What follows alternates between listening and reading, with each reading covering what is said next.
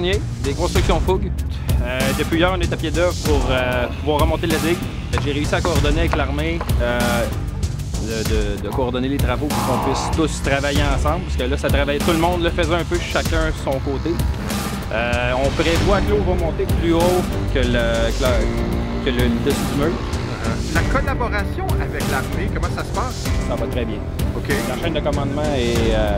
donc, c'est dur de trouver un responsable sur le terrain, mais quand on finit par le faire, on a réussi à se coordonner ce matin. C'était très efficace.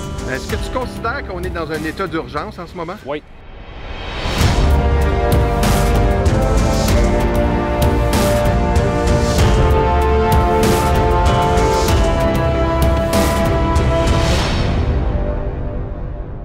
Simon, tu es un des initiateurs de la déclaration d'urgence climatique.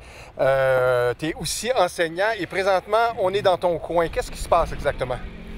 Bon, on est le 27 avril 2019. On est 2 ans après les crues de 2017. Là, on est en train de revivre les crues de 2017 qui avaient été des crues, des records absolus. Donc, on avait le lac des Deux-Montagnes était monté en 2017, en mai 2017, à 24 mètres et 77, donc 24 mètres,77. Et là, on est en passe, on est en voie de battre ce record-là. Et ce record-là de 2017, on avait battu de 50 cm environ les records absolus, historiques absolus. Il n'y avait rien qui avait égalé ça. Et là, contre toute attente, on va battre les records de 2017. On ne sait pas encore de combien, mais on va dépasser probablement d'environ 1 pied. On est en voie de dépasser d'environ 1 pied le record de 2017 cette année en 2019. On a de la misère souvent à faire le lien avec la crise climatique, mais maintenant, de plus en plus, on a les datas pour faire les corrélations, là. Scientifiquement, il n'est pas vraiment possible d'établir le lien entre un événement et le phénomène global des changements climatiques. Mais ce à quoi on assiste, c'est une tendance de fond à tous les niveaux, au niveau des ouragans, au niveau de l'acidification des océans, tout ça c'est mesuré. Et les événements qui arrivent ici avec la crue, c'est-à-dire qu'il y a eu beaucoup plus de neige dans les bassins en amont du lac des Deux-Montagnes, un peu partout au Québec.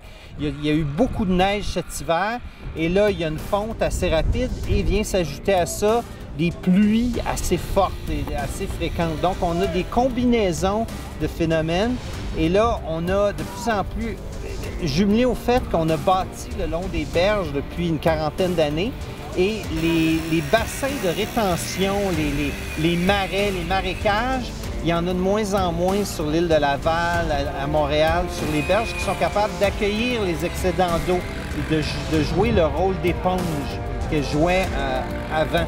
Donc, il y a une combinaison de facteurs probablement. C'est pas juste dû au changement climatique, mais le phénomène dominant là-dedans, c'est de plus en plus les changements climatiques et c'est appelé à se répéter, peut-être même à s'amplifier.